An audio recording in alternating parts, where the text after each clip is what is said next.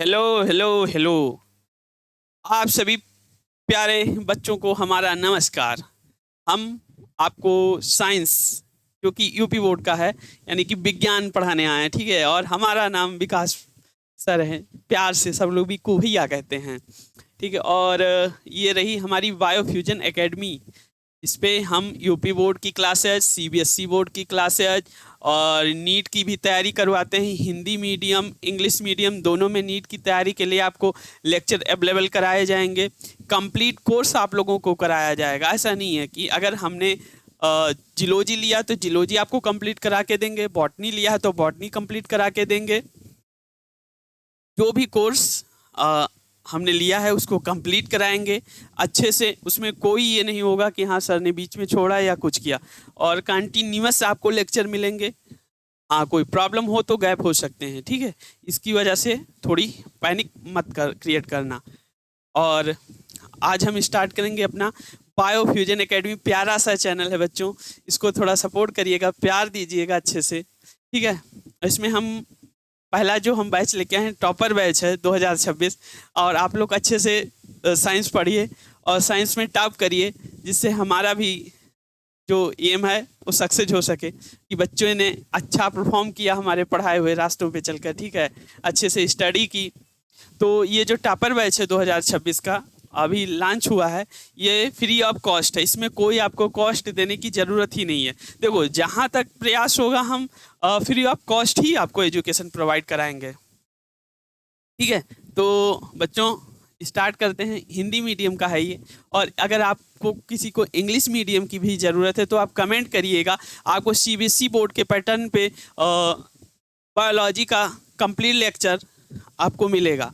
उसमें भी हम ही बनाते हैं बायोलॉजी, और बहुत अच्छे से आपको कवर कराएंगे। एक एक पॉइंट समझाया जाएगा, क्या कौन सा पॉइंट कहाँ लिखना है, कौन से टॉपिक पे क्या प्रश्न आएगा, सब कुछ डिटेल कराया जाएगा।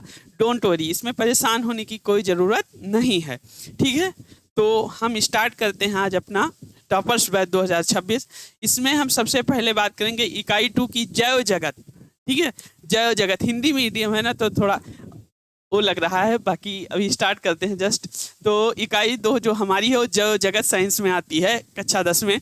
और अगर हम अध्याय की बात करेंगे, ठीक है, अध्याय की अगर बात करते हैं तो 5 है जैव प्रक्रम। हम इसको इंग्लिश में लाइफ प्रोसेस बोलते हैं। ठीक है, लाइफ प्रोसेस बोलते हैं, और सबसे आसान भाषा में आपको पढ़ाई जाएगी। एकदम बोलते हैं ना हिंदी। ठीक है, हिंदी मीडियम है, एकदम आसान भाषा में। कोई वो नहीं कि आपको वहाँ कन्फ्यूजन हो, सर हमें नहीं समझ में आया, ऐसा है वैसा है। ठीक है, कुछ भी नहीं, आपको सब कुछ समझ में आएगा। ठीक है, एकदम आसान भाषा में हम पढ़ाएंगे आपको। ठीक है, जैव प्रक्रम क्या है? जैव प्रक्रम इकाई 2 जैव जगत अध्याय 5। ठीक है, और अगर बात करें तो लाइफ प्रोसेस, इंग्लिश में हम इसको क्या बोलते हैं? इंग्लिश में हम इसको क्या बोलते हैं? Life process. क्या बोलते हैं? जैव प्रक्रम को लाइफ प्रोसेस बोलते हैं। ठीक है, लाइफ प्रोसेस बोलते हैं। तो हम सबसे पहले इंट्रोडक्शन की बात करेंगे लाइफ प्रोसेस में, कि इंट्रोडक्शन क्या होता है। ठीक है, प्रस्तावना की बात करेंगे कि सभी जीवों की कोशिकाओं में टूट फूट हुआ उसकी मरम्मत का कार्य हमेशा निरंतर चलता रहता। जैसे कोई कोशिका है, कोई सेल्स है, वो ब्रेक हो गई, टूट गई, ठीक है, या कोई उसमें प्रॉब्लम आ गई, तो उसकी मरम्मत यानी कि उसकी मेंटेनेंस का कार्य हमेशा बॉडी परफॉर्म करती रहती है। हमेशा शरीर उस काम को करती रहती है। ठीक है, और ये जो काम है हमेशा निरंतर, ठीक है, ये काम बंद नहीं होता है, ये निरंतर चलता रहता है। ठीक है, और इस कार्य को ये कार्य उनके शरीर में तब तक चलता रहता है जब तक कोई विशेष कार्य ना कर रहे हों। ठीक है, मान लीजिए अगर कोई काम आपने स्टार्ट किया और उस पर ज़्यादा फोकस, एनर्जी ज़्यादा कुछ चाहिए, तो वो कार्य वो स्टॉप कर दिया जाता है शरीर के द्वारा। फिर वो काम जब आप वो कार्य कर लेते हैं तो फिर वो जो मेंटेनेंस का कार्य है वो फिर आगे परफॉर्म करने लगती है बॉडी। जैसे ही आप रिलैक्स होंगे, बॉडी अपना वो जो काम रोक दी थी वो फिर परफॉर्म करेगी।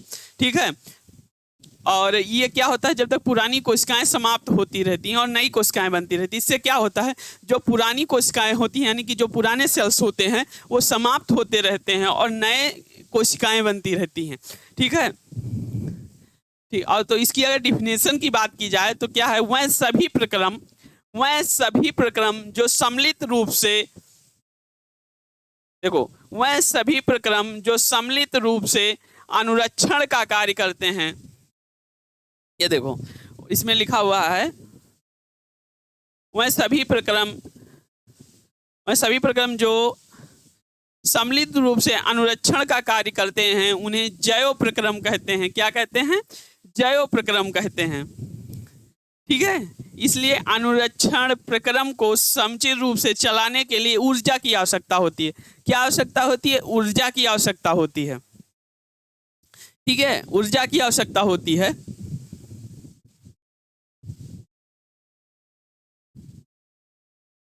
क्या आवश्यकता होती है? ऊर्जा की आवश्यकता होती है, जिसे हम कार्य कर सकें, अनुरक्षण कर सकें। और जो श्वसन, भोजन आदि से हमें प्राप्त होता है, श्वसन और भोजन से हमें ऊर्जा प्राप्त होती है। ठीक है, शरीर से अपशिष्ट पदार्थ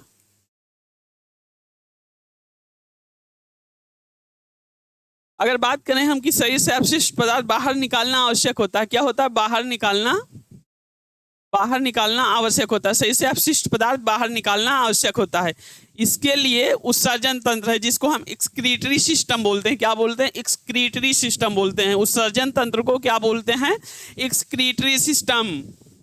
ठीक है, और जो जैव प्रक्रम के अंतर्गत जीवन का अनुरक्षण करने वाले, जैसे पोषण, श्वसन, परिसंचरण, उत्सर्जन आदि प्रक्रम समाहित किए जाते हैं। जैसे पोषण यानी कि न्यूट्रिशन, जो हम इसको कंप्लीट पढ़ते हैं 11th में डाइजेशन चैप्टर में। अब डाइजेशन हट गया शायद। और बात करें उसमें श्वसन यानी कि breathing and exchange of gases, respiratory system में हम पढ़ते हैं श्वसन। परिसंचरण और सर्कुलेटरी सिस्टम पढ़ते हैं हम। उत्सर्जन यानी कि एक्सक्रीटरी सिस्टम प्रक्रम सहित किए जाते हैं, आदि प्रक्रम समाहित किए जाते हैं। ये सब सारे सिस्टम लाइफ को चलाने के लिए आवश्यक होते हैं। तो वह सभी प्रक्रम, डिफिनीशन क्या है? वह सभी प्रक्रम जो सम्मिलित रूप से अनुरक्षण का कार्य करते हैं उन्हें हम जैव प्रक्रम कहते हैं। वह सभी प्रक्रम जो सम्मिलित रूप से अनुरक्षण का कार्य करते हैं उन्हें जैव प्रक्रम कहते हैं। इसलिए ठीक है, वह सभी जैव प्रक्रम कहते हैं। क्या कहते हैं? जैव प्रक्रम कहते हैं। ठीक है, ये समझ में आ गया कौन कौन से जैव प्रक्रम में समाहित होंगे।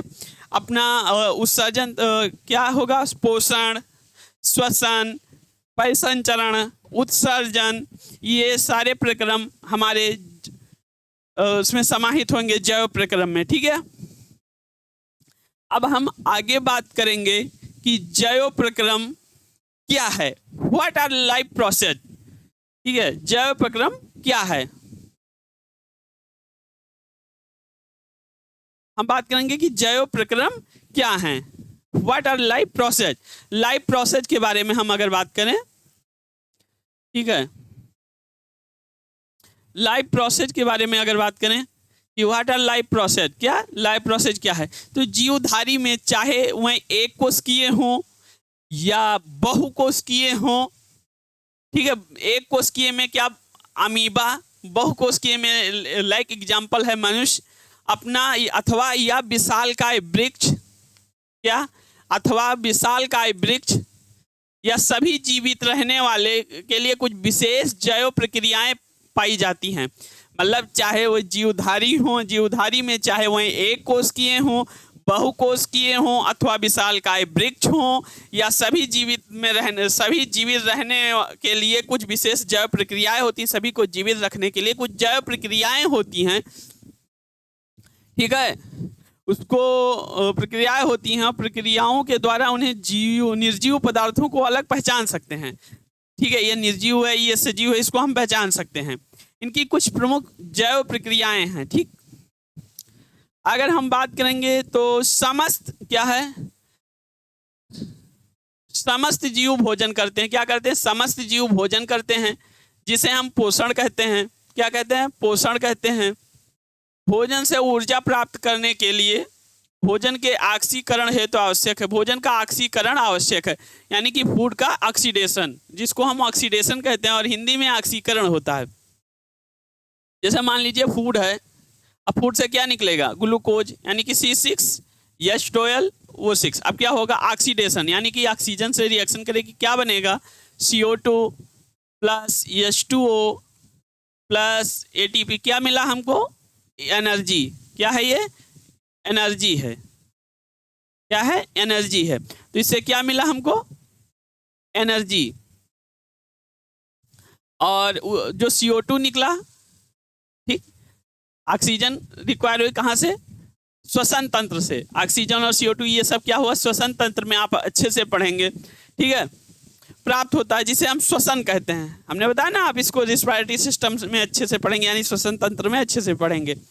फिर बात करें अगर अपशिष्ट पदार्थों को, अपशिष्ट यानी कि जो खराब प्रोडक्ट, अपशिष्ट जो बचा खुचा है, जो नुकसान करने वाला है, जो हमारे लिए पॉइजनिक काम करता है, उसको निकालने के लिए हमारे पास उत्सर्जन तंत्र होता है, यानी एक्सक्रीटरी सिस्टम होता है। क्या होता है? एक्सक्रीटरी सिस्टम होता है, जिसको हम उत्सर्जन कहते हैं, यानी एक्सक्रीशन कहते हैं। बाहर निकालने को क्या करते हैं? एक्सक्रीशन।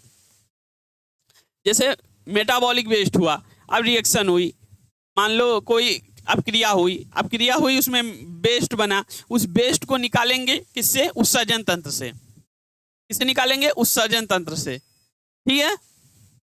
और फिर बात करें आगे, अपनी जाति के विस्तार के लिए, यानी कि अपनी जाति के विस्तार के लिए संतान उत्पन्न करते हैं, जिसे हम जनन, रिप्रोडक्शन कहते हैं, ठीक है। अपनी जाति के हर जीव मतलब संतान उत्पन्न करते हैं, जिसको हम रिप्रोडक्शन कहते हैं, ठीक।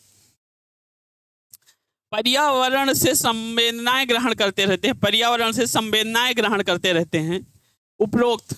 अब आगे बात करते हैं, अगर हम आगे बात करें,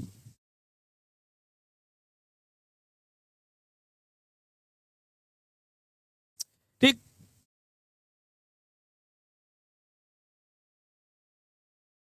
हम आगे अगर बात करें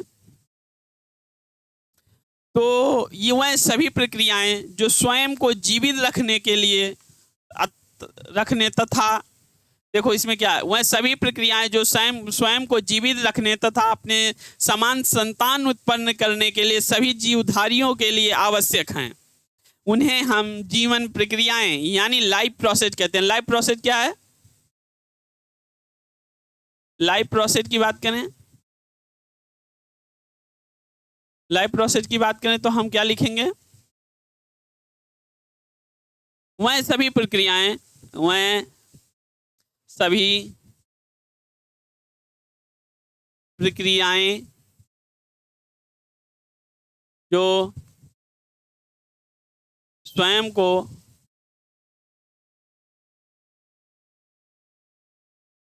जीवित रखने, स्वयं को जीवित रखने तथा अपने समान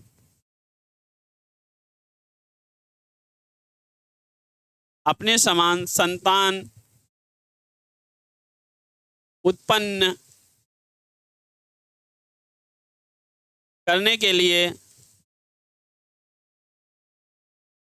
लिए सभी जीवधारियों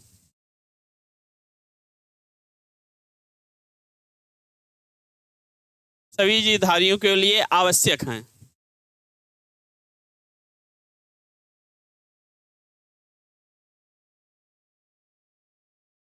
हम उन्हें क्या कहते हैं? जीवन प्रक्रियाएं। क्या कहेंगे? जीवन प्रक्रियाएं या लाइफ प्रोसेस, ठीक, लाइफ प्रोसेस कहेंगे। वह सभी प्रक्रियाएं जो स्वयं को जीवित रखने तथा अपने समान संतान उत्पन्न करने के लिए सभी जीवधारियों के लिए आवश्यक हैं, हम उनको लाइफ प्रोसेस या जीवन प्रक्रियाएं कहते हैं। तथा ये सारी क्रियाएं क्रिया विज्ञान व कार्य की यानी कि फिजियोलॉजी के अंतर्गत इन विषयों का अध्ययन किया जाता है। अंतर्गत आती हैं और इन विषयों का अध्ययन किया जाता है। ह्यूमन फिजियोलॉजी के अंतर्गत अध्ययन किया जाता है, ठीक है। और जीवों में होने वाली विभिन्न रासायनिक अपक्रियाओं को जैव रासायनिक क्रिया कहते हैं। क्या कहते हैं? जैव रासायनिक क्रिया कहते हैं। जीवों में होने वाली भिन्न रासायनिक अपक्रियाओं को जैव रासायनिक अपक्रियाएं यानी कि बायोकेमिकल रिएक्शन कहते हैं। जैव रासायनिक अपक्रियाएं दो प्रकार की होती हैं। बात करेंगे कि जैव रासायनिक प्रक्रियाएं जो होती हैं वो दो प्रकार की होती हैं। एक उपापचयी, एक अपचयी क्रियाएं यानी कि कैटाबोलिक रिएक्शन, और एक होती हैं एनाबोलिक रिएक्शन, उपचयी क्रियाएं, ठीक है। एनाबोलिक रिएक्शन जो होगी उपचयी क्रियाएं होंगी और कैटाबोलिक जो रिएक्शन होगी अपचयी क्रियाएं होंगी। तो अगर हम बात करेंगे कैटाबोलिक रिएक्शन की, तो अपचयी क्रियाएं जो होती हैं इन क्रियाओं में जटिल कार्बनिक अणु सरल अणुओं में टूट जाते हैं, जिसे पाचन तथा श्वसन आदि क्रियाएं होती हैं।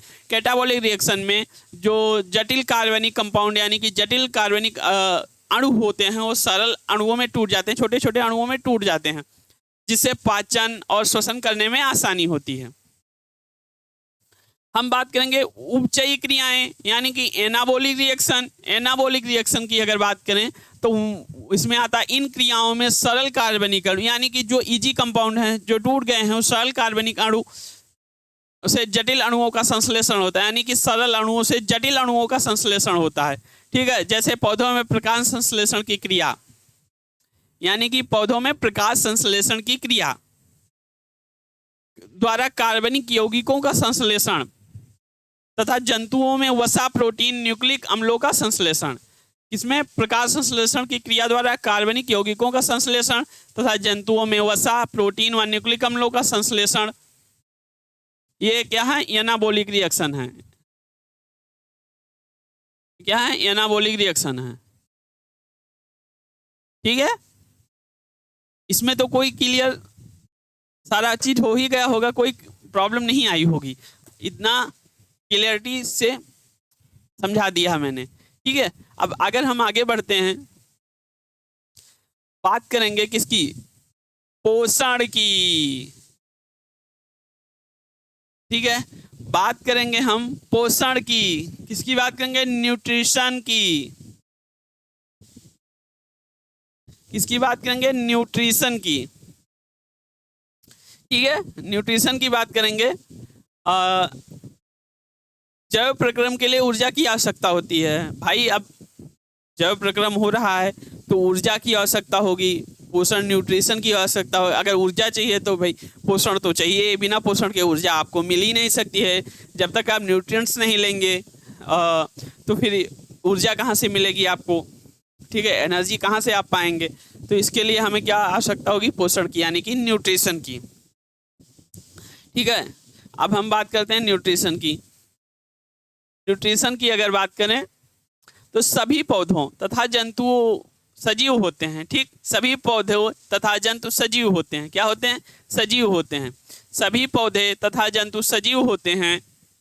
सभी सजीव लिविंग सक्रिय रहते हैं। सभी सजीव सक्रिय रहते हैं, लिविंग होते हैं, और ये विभिन्न प्रकार के कार्य करते हैं, ठीक। क्या करते हैं? विभिन्न प्रकार के कार्य करते हैं। इन कार्यों को करने के लिए निरंतर ऊर्जा की आवश्यकता होती है। जैसे मान लीजिए ये पेन है, ठीक है, ये पेन है यहाँ रखा हुआ है। अब हम इस पेन को उठाएंगे, ठीक, तो क्या होगा?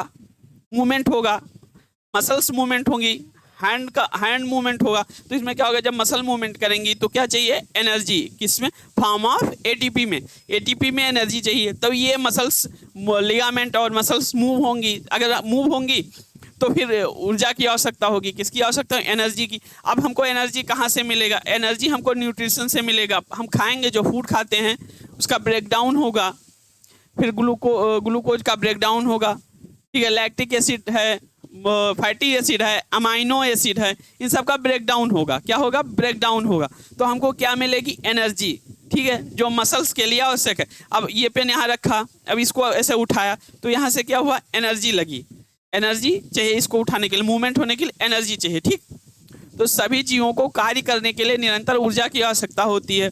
तो ये ऊर्जा हमको कहाँ से मिलेगी? पोषण से मिलेगी, ठीक है। और ऊर्जा के बिना हम तो कोई कार्य कर ही नहीं सकते हैं। जैसे अभी हम बोल रहे हैं, ठीक, क्या बोल रहे हैं? स्पीकिंग कर रहे हैं, बोल रहे हैं आप लोगों से, तो इसमें क्या है? एनर्जी खर्च हो रही है, एनर्जी हमारी खर्च हो रही है। और अगर मान लीजिए हम एनर्जी ना यूज करें तो हम तो बोल ही नहीं सकते भाई। बिना एनर्जी के तो कोई काम हो ही नहीं सकता है ना। अभी देखिए हैंड मूवमेंट हो रहा है, इसमें भी एनर्जी फिर से लग रही है। अभी ऐसा किया, एनर्जी लग रही है। हाँ, तो हर कार्य करने के लिए हमको एनर्जी की आवश्यकता होती है। बिना एनर्जी के कोई कार्य तो हो ही नहीं सकता है, ठीक। सभी सजीवों को ये ऊर्जा भोजन से प्राप्त होती है। जैसे मान लीजिए जो सजीव यानी कि जो लिविंग ऑर्गेनिज्म है, सबको किससे प्राप्त होगी? भोजन से ही प्राप्त होगी भाई। और कहाँ से न्यूट्रिएंट्स हमको मिल जाएंगे? जब तक खाएंगे नहीं तब तक ऊर्जा हमको कहाँ से मिलेगी हो भाई? इसीलिए खाते रहो, एनर्जी चाहिए पढ़ने के लिए, बहुत ऊर्जा लगती है पढ़ने के लिए, खाया करो। ये नहीं कि भूखे रह के पढ़ो ना, क्योंकि बिना ऊर्जा के कोई कार्य आप कर ही नहीं सकते। अगर कार्य करना है तो आपको ऊर्जा चाहिए, और ऊर्जा कहाँ से आपको मिलेगी? भोजन से। तो अच्छा भोजन यानी कि न्यूट्रिएंट्स लेने चाहिए, अच्छे भोजन खाने चाहिए, ना कि जंक हब में गए, जंक फूड खाए, निकल के भाग के चले आए। अब पढ़ेंगे बैठ के, कहाँ से पढ़ोगे भैया? तुम ऑयली खा के आए हो, उसको तो डाइजेस्ट कराने में 6 घंटे 7 लग जाएंगे। तो गुड फूड खाया करो, जैसे जिससे न्यूट्रिएंट्स तुमको मिले, अच्छी एनर्जी सोर्स हो उसमें, ऐसे फूड का चूज करो, ठीक है। हाँ, वापस आओ, ठीक है। तो क्या होता है कि हम ऊर्जा के बिना तो कोई कार्य कर ही नहीं सकते हैं। अगर हम कोई कार्य ऊर्जा के बिना कर ही नहीं सकते हैं तो सभी सजीवों के लिए ये आवश्यक है जो भोजन से प्राप्त होती है, ठीक। और जो अगर हम बात करें तो भोजन, भोजन एक प्रकार का हमारा ईंधन है। क्या है? ईंधन है। डिफिनीशन क्या है? भोजन एक प्रकार का ईंधन है जो समस्त जीवधारियों को ऊर्जा उपलब्ध कराता है। क्या है? समस्त जीवधारियों को ऊर्जा उपलब्ध कराता है भोजन।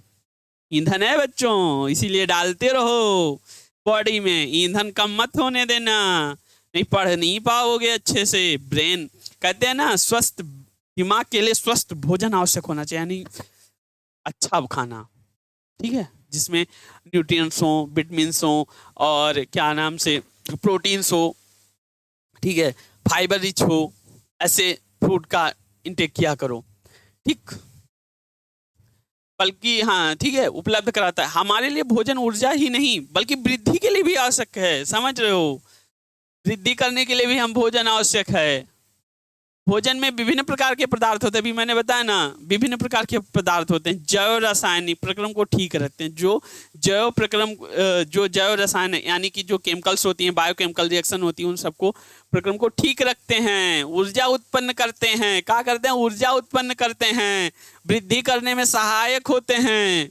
इन पदार्थों को पोषक कहते हैं भैया। क्या कहते हैं? पोषक कहते हैं, न्यूट्रिएंट्स कहते हैं, जो बॉडी यानी कि जो शरीर को ऊर्जा उत्पन्न करते हैं, वृद्धि करने में सहायक होते हैं। शरीर को जो ऊर्जा प्रदान करते हैं, वृद्धि करने में सहायक होते हैं, जैव रसायन प्रक्रम को ठीक रखते हैं। जैसे कि लाइक हम बताते हैं, विटामिन्स हो गए, प्रोटीन्स हो गई, फैट हो गए, फाइबर रिच कंटेंट हो गया, ये सब जो हैं इनको हम न्यूट्रिएंट्स बोलते हैं, ठीक है। अब भोजन एक कार्बनिक पदार्थ है। कहा बच्चों? भोजन एक कार्बनिक पदार्थ है। सबसे साधारण भोजन की अगर बात करें तो क्या है? हमारा ग्लूकोजवा है, ठीक। ग्लूकोज क्या है? ग्लूकोजवा है, ठीक है। ग्लूकोजवा क्या होता है? C6H12O6, ये क्या है? साधारण ग्लूकोज है, ठीक। जो साधारण चीनी है, साधारण चीनी है, ठीक है, क्योंकि सुक्रोज से ब्रेक डाउन होके बना, समझ लेना। जैसे सुक्रोज यानी कि चीनी, C12H22O11, ठीक है। ये क्या अपना, ये अपना सुक्रोज है। अगर हम इसका वो कराएंगे, क्या कराएंगे, तो ये फर्दर क्या टूटता है? C6H12O6 प्लस C6H12O6, ये ई का है, एक ग्लूकोजवा है, एक फ्रक्टोजवा है, ठीक है। तो हमारा जो ग्लूकोज है सबसे साधारण भोजन है। भोज्य पदार्थों में अगर बात करें तो कार्बोहाइड्रेट, देखो बताया ना, कार्बोहाइड्रेट, वसाएं यानी कि फैट, ठीक है। कार्बोहाइड्रेट यानी कि ग्लूकोज जो ब्रेक डाउन होगा एनर्जी मिलेगी तुमको भी था। प्रोटीन्स, खनिज लवण, ठीक है, विटामिन्स और जल आदि अनेक पोषक तत्व होते हैं। क्या होते हैं? अनेक पोषक तत्व होते हैं। ठीक है, वह अतः, फिर देखिए, अतः वह समस्त प्रक्रम जिसके द्वारा जीवधारी बाह्य वातावरण से भोजन ग्रहण करते हैं तथा भोज्य पदार्थों से ऊर्जा प्राप्त करके अपनी समस्त जैविक क्रियाएं चलाते हैं तथा वृद्धि करते हैं, उन्हें पोषण कहते हैं। क्या कहते हैं? यहाँ से देखिए बच्चों, लिखा हुआ ये डिफिनीशन क्या है पोषण की? क्या है? पोषण की बात करेंगे, पोषण की।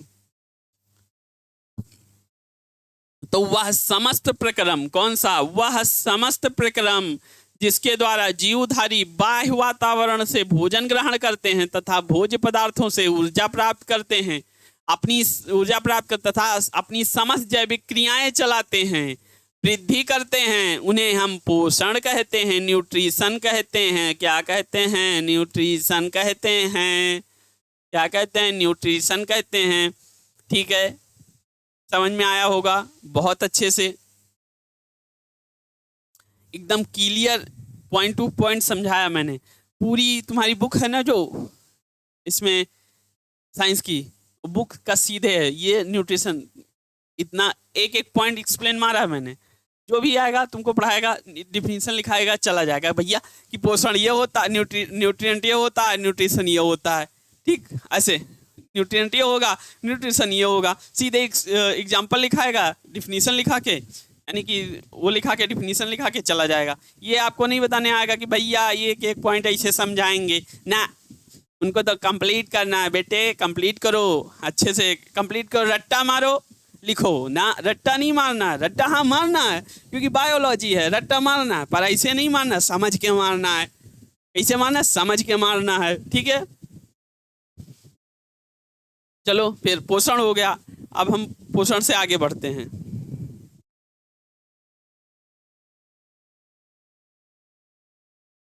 अब हम बात करेंगे पोषण की आवश्यकता और उपयोगिता की। भाई पोषण क्यों आवश्यक है, उसकी क्या उपयोगिता है? ठीक है, नेसेसिटी या इम्पोर्टेंस ऑफ न्यूट्रिशन। हम बात करेंगे इम्पोर्टेंस ऑफ न्यूट्रिशन, न्यूट्रिशन की क्या इम्पोर्टेंस है हमारी लाइफ में। ठीक है भाई, ऐसे तो नहीं है कि न्यूट्रिशन क्यों आवश्यक है, न्यूट्रिशन ठीक है पोषण क्यों आवश्यक है हमारी ज़िंदगी में, नहीं तो भाई उसकी एक एक अलग अलग उपयोगिता है लाइफ में।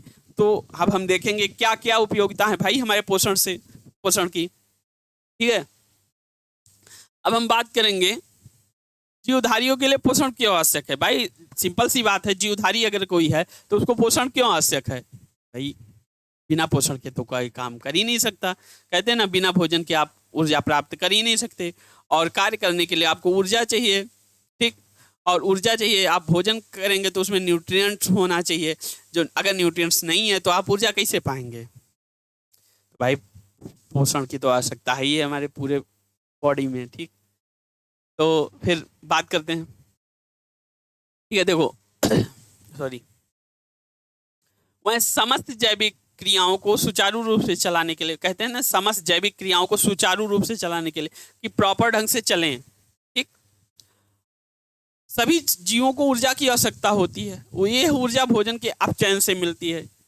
देखिए पहला पॉइंट क्या है, समस्त जैविक क्रियाओं को सुचारू रूप से चलाने के लिए सभी जीवों को ऊर्जा की आवश्यकता होती है। यह ऊर्जा उन्हें भोजन से प्राप्त होती है, और भोजन के किससे? अपचयन से प्राप्त होती है, अभी बताया ना। और जो भोजन है ये पहला हमारा हो गया, पहले ये समझा दिया था हमने। ठीक, अब फिर बात करेंगे भोजन से जीवद्रव्य की मात्रा में वृद्धि होती है। भोजन से जीवद्रव्य की मात्रा में वृद्धि होती है, जिससे फलस्वरूप जीवधारियों की कोशिकाएं आकार में बढ़ती हैं, यानी कि सेल डिवीजन होता है, प्रोटोप्लाज्म बढ़ता है। ठीक है, उनके विभाजन और जीवों के आकार में वृद्धि होती है। भाई एक सेल से दूसरा सेल, एक सेल से 2 सेल बनेंगे, 2 सेल से 4 सेल बनेंगे, ये क्या है? हमारा सेल डिवीजन है। इसको हम उसमें कोशिका विभाजन में पढ़ेंगे।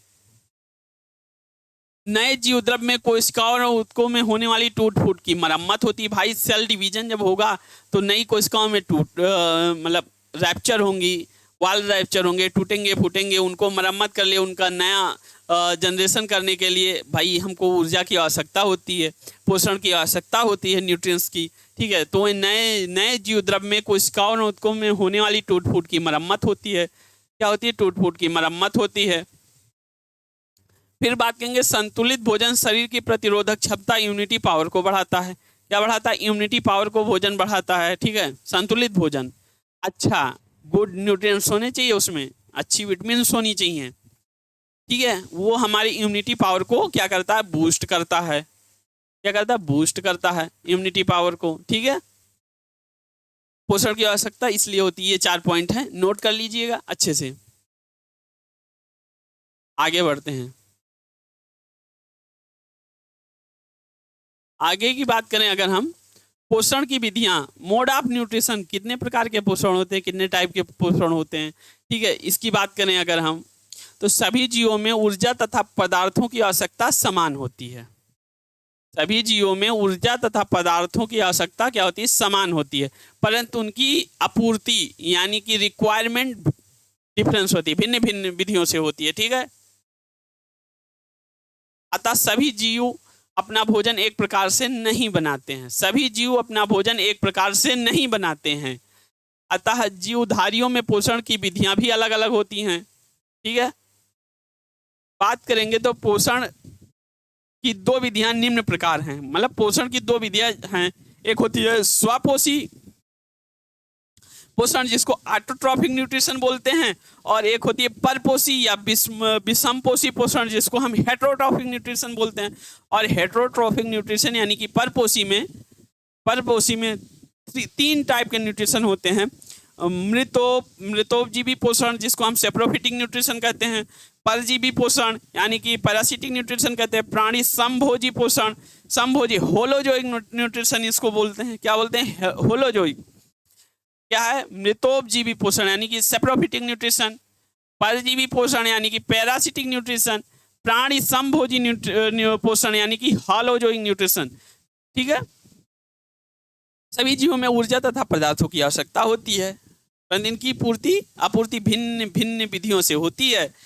अतः सभी जीवों में अपना भोजन एक प्रकार से बनते ही नहीं। भाई अब हम खाना बनाते हैं, और भाई एनिमल्स की बात करेंगे तो वो तो खाना तो पकाएंगे नहीं भाई, कि आग जलाएंगे, खाना बनाएंगे तब वो खाएंगे ना, वो ऐसा तो करेंगे नहीं। भाई पेड़ हैं, जैसे भाई बात करेंगे पेड़ों की, वृक्षों की बात करें तो आप भैया हम खाना बैठ के बना रहे हैं, बर्तन में खाना बना रहे हैं आग जला के, ऐसा तो वो करेंगे ना कि वो भैया बैठे बर्तन लें खाना बनाएं फिर खाएं, ऐसा तो होता नहीं है। तो भैया अपना भोजन अलग अलग से सब लोग बनाते हैं, अलग तथा। ठीक है, तो इसके लिए पोषण की विधियाँ भी अलग अलग होती हैं। जैसे हम अभी बता ही चुके स्वपोषी पोषण, जिसे हम ऑटोट्रॉफिक न्यूट्रिशन बोलते हैं, और परपोषी या विषमपोषी पोषण में हम हेटेरोट्रॉफिक न्यूट्रिशन बोलते हैं इसको। ठीक है, अगर हम परपोषी या विषमपोषी न्यूट्रिशन यानी हेटेरोट्रॉफिक न्यूट्रिशन की बात करें तो हेटेरोट्रॉफिक न्यूट्रिशन में 3 टाइप के न्यूट्रिशन होते हैं। पहला मृतोपजीवी पोषण होता है, दूसरा मृतोपजीवी यानी saprophytic nutrition, parasitic nutrition, holozoic nutrition. अगर हम यानी कि परजीवी, मृतोपजीवी, परजीवी, प्राणी समभोजी पोषण। ठीक है, आगे बढ़ते हैं, इसको भी नोट करिए अच्छे से।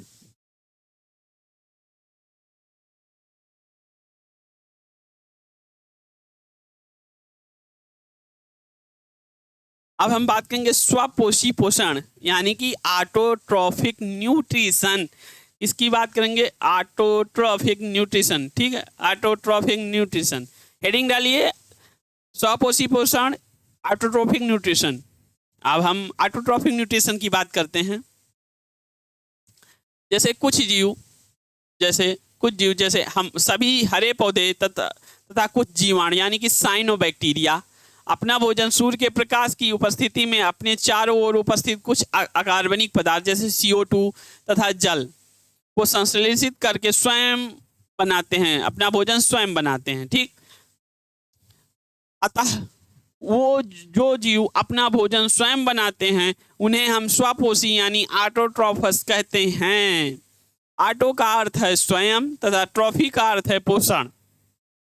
ठीक है, पोषण, ट्रॉफी टर्मिनोलॉजी है पोषण की। ठीक है, सभी हरे पौधे स्वपोषी होते हैं। क्या? सभी हरे पौधे स्वपोषी होते हैं।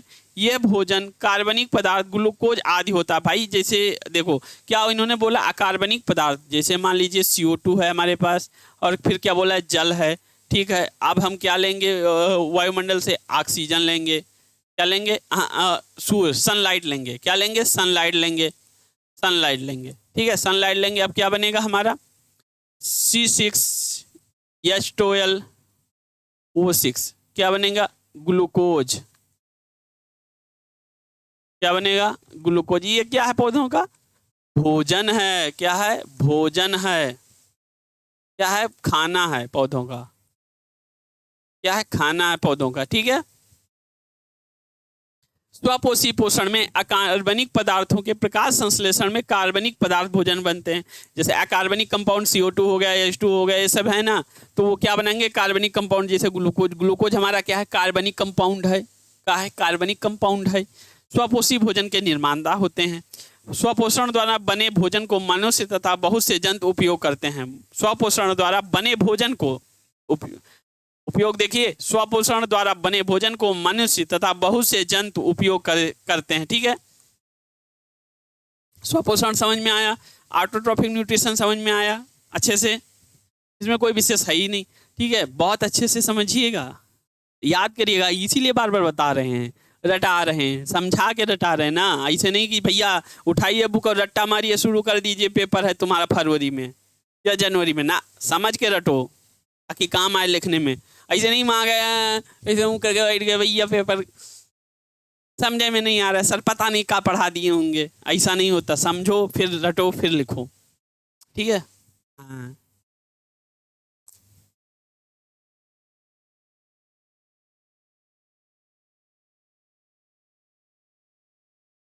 परपोषी या विषमपोषी, अभी क्या था, हेटरोट्रॉफिक न्यूट्रिशन, अब क्या आ गया, वो था ऑटोट्रॉफिक न्यूट्रिशन, अब क्या है, हेटरोट्रॉफिक न्यूट्रिशन। इसमें क्या, परपोषी या विषमपोषी। ठीक है, इसमें क्या होता है, परपोषी पोषण में जीवधारी अपना भोजन स्वयं नहीं बनाते हैं। भाई परपोषी हैं, शब्द से ही क्लियर हो रहा कि अपना खाना वो स्वयं ना बनाएंगे, कहा कि वो उनमें ईगो है, हम खाना अपना नहीं बनाएंगे, हम तुमसे बनवाएंगे, तो इनको क्या बोलते हैं, परपोषी बोलेंगे ना। कहा कि वो इगोइस्टिक हैं, अगर वह इगोइस्टिक हैं तो खाना नहीं बनाएंगे, इनको क्या बोलेंगे, भैया ये परपोषी हैं, ये खुद से कोई काम ना करना चाहते हैं, दूसरा करके दे देगा, ये खा लेंगे। हाँ, ये इनको परपोषी बोलते हैं। ठीक है, भोजन नहीं बनाते हैं, क्या कर नहीं करते, संश्लेषित नहीं करते हैं, ये भोजन के लिए दूसरों जीवों पर निर्भर करते हैं। बता ना, कौनो बना के दे देगा, खा लेंगे, दूसरे जीवों पर निर्भर करने वाले हैं, ये भोजन के लिए दूसरे जीवों पर निर्भर करते हैं। इनमें प्रकाश संश्लेषण होबे नहीं करेगा भाई, जब ये खुद खाना नहीं बनाएंगे तो प्रकाश संश्लेषण कहाँ से कर लेंगे। अगर बात करा जाए तो ये क्या होते हैं, प्रत्यक्ष या अप्रत्यक्ष रूप से हरे पौधों पर निर्भर करते हैं। ठीक है, हरे पौधे पर निर्भर करते हैं। सभी जंतुओं में परपोषी पोषण पाया जाता है, सभी जंतुओं में परपोषी पोषण पाया जाता है, समझ रहे हो, सभी जंतुओं में हेटरोट्रॉफिक न्यूट्रिशन पाया जाता है। अधिकांश जीवाणु ईस्ट तथा कवकों में भी परिपोषी पोषण होता है। कवक, ईस्ट, ये सब भी हेटरोट्रॉफिक न्यूट्रिशन करते हैं। ऐसे जीव परपोषी या विषमपोषी कहलाते हैं। क्या होते हैं, ऐसे जीव परपोषी या विषमपोषी कहलाते हैं, छूट गया है, कहलाते हैं, लिख लीजिएगा, क्या है, कहलाते हैं। अभी नेक्स्ट स्लाइड पे आपको मिलेगा, कहलाते हैं।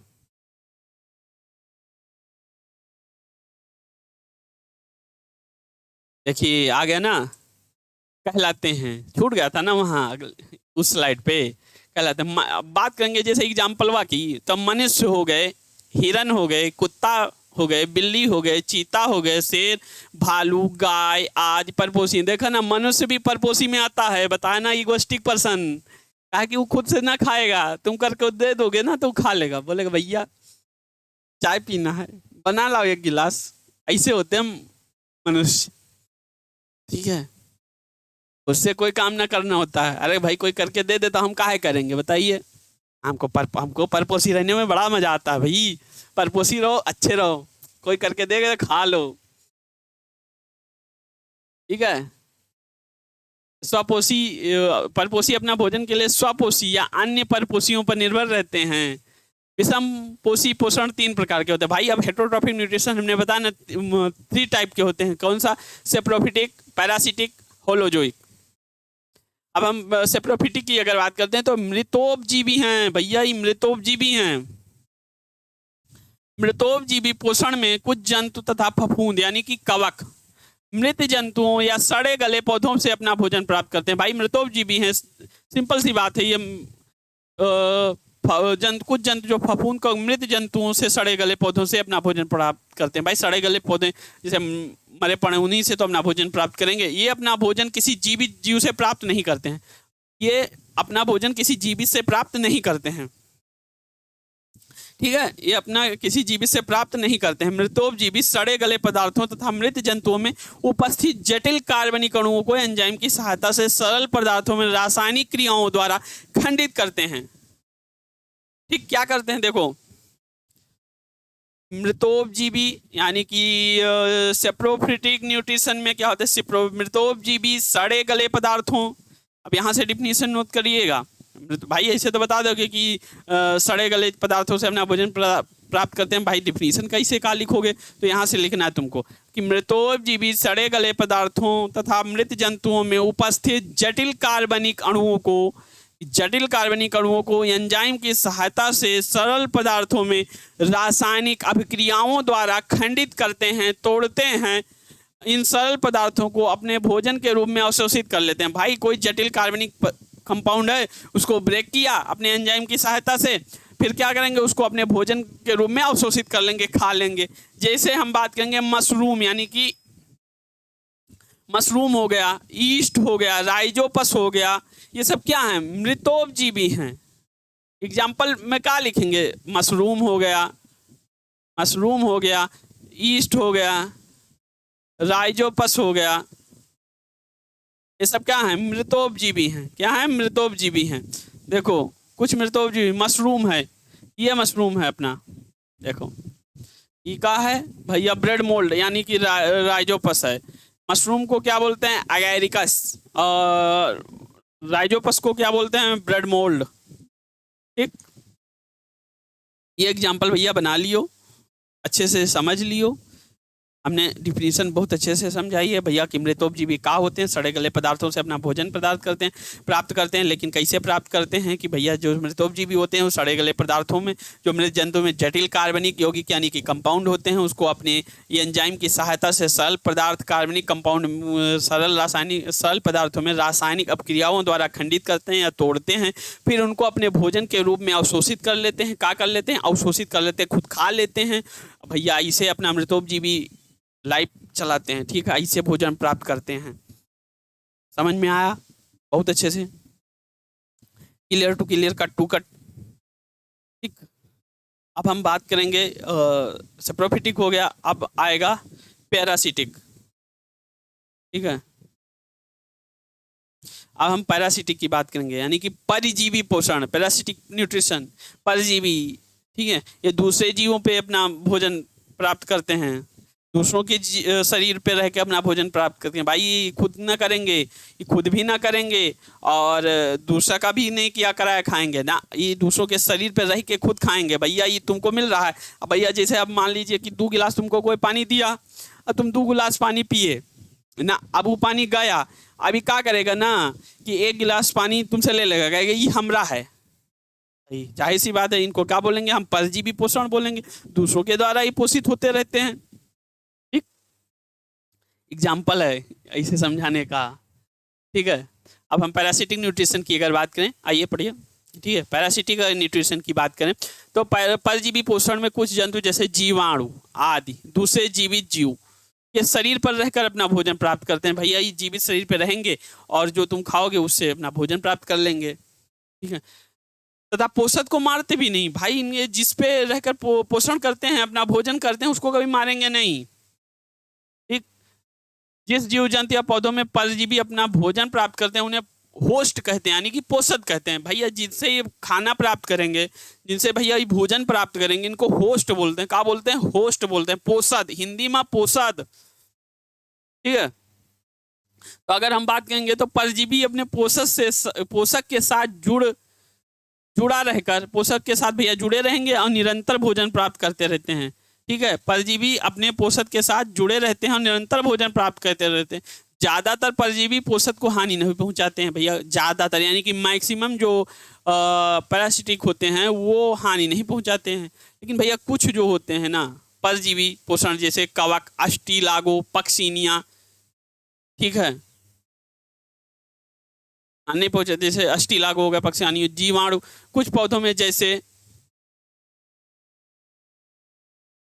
अमरबेल, ठीक है,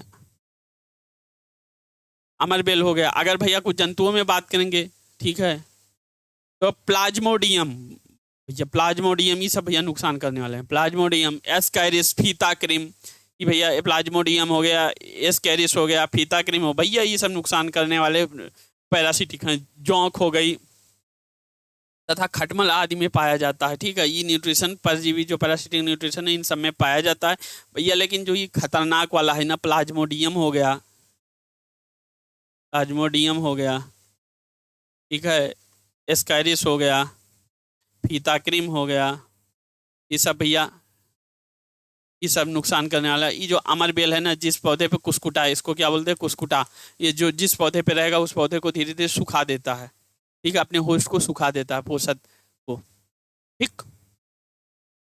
अब हम बात करेंगे तीसरा जो प्राणी संभोजी यानी होलोजोइक न्यूट्रिशन है, ठीक है, होलोजोइक न्यूट्रिशन है, इसकी बात करेंगे भैया। होलोजोइक न्यूट्रिशन की अगर बात करें तो प्राणी संभोजी पोषण में जंतु के रूप में जटिल कार्बनिक पदार्थों को ग्रहण करते हैं। जो होलोजोइक न्यूट्रिशन होते हैं जंतु भोजन के रूप में जटिल कार्बनिक पदार्थों को ग्रहण करते हैं।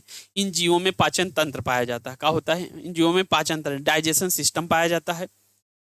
इन जीवों में पाचन तंत्र पाया जाता है। ये भोज्य पदार्थों को अंतर्ग्रहित करके पाचन करते हैं भैया। ये खाएंगे फिर डाइजेस्ट करेंगे, ठीक, तथा पचे हुए भोजन को अवशोषण करके शेष अपचे भोजन को उत्सर्जित करते हैं। यानी कि जैसे मान लीजिए हम देखिए, अब हम लोगों का बात हो रहा है, समझिए, जैसे हम लोगों ने फूड इनटेक किया, वो क्या है, जटिल कार्बनिक कंपाउंड है, ठीक, हमने खाया, अब वो क्या हुआ, हमने डाइजेस्ट किया, भोजन को ब्रेक डाउन किया, ठीक है, तोड़ा मड़ोड़ा खाया, अब क्या हुआ, बचा जो अपशिष्ट यानी कि जो बेस्ट प्रोडक्ट बचा, अब क्या होगा, हम उसको उत्सर्जित कर देते हैं, यानी एक्सक्रीटरी सिस्टम से बाहर कर देते हैं, ठीक।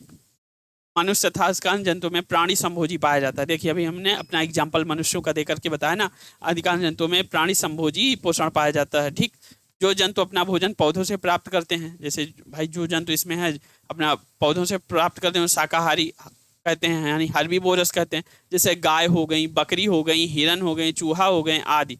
जो जंतुओं का मांस भोजन के रूप में ग्रहण करते हैं, भाई जैसे कुछ जीव हैं जो मांस भोजन ग्रहण करते हैं जंतुओं का, ठीक है, उन्हें मांसाहारी यानी कि कार्निवोरस कहते हैं।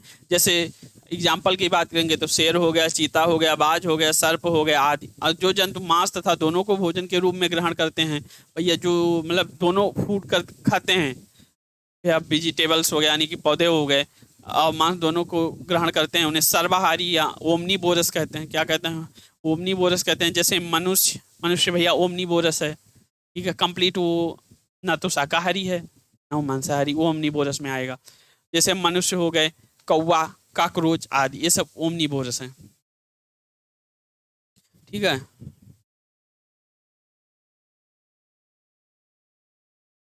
देखो इसमें एक नोट्स दिया गया है, जस्ट सिंपल सा नोट्स दिया गया है। सूर्य के प्रकाश की अनुपस्थिति में, ठीक है, सूर्य के प्रकाश के अनुपस्थिति में ऑक्सीकरण की क्रिया द्वारा भोजन बनाने की प्रक्रिया को, सूर्य के प्रकाश की अनुपस्थिति में ऑक्सीकरण की क्रिया द्वारा भोजन बनाने की प्रक्रिया को रसायन संश्लेषण कहते हैं, कीमोसिंथेसिस कहते हैं। अंधेरे क्षेत्रों में रहने वाली सूक्ष्म जीव अकार्बनिक पदार्थ जैसे H2S, hydrogen sulphide,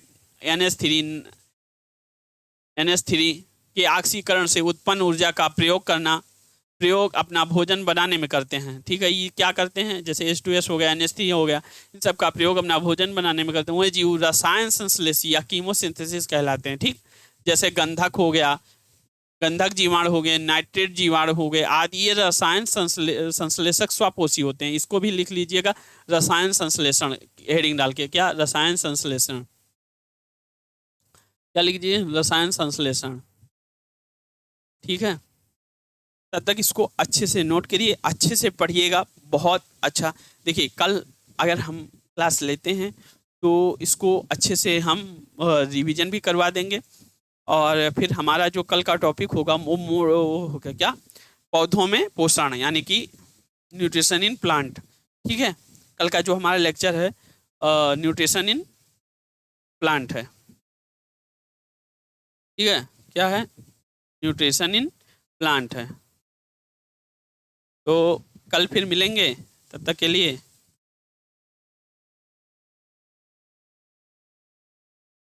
thank you बच्चा पार्टी। ठीक है, और चलो क्लास एंड करने से पहले एक तुम लोगों के लिए मोटिवेशनल शायरी हो जाए। ठीक है, क्या हो जाए, मोटिवेशनल शायरी हो जाए अच्छे से, ये ताकि तुम लोग अच्छे से मोटिवेट होकर के पूरे साल पढ़ सको, अच्छा मार्क ला सको।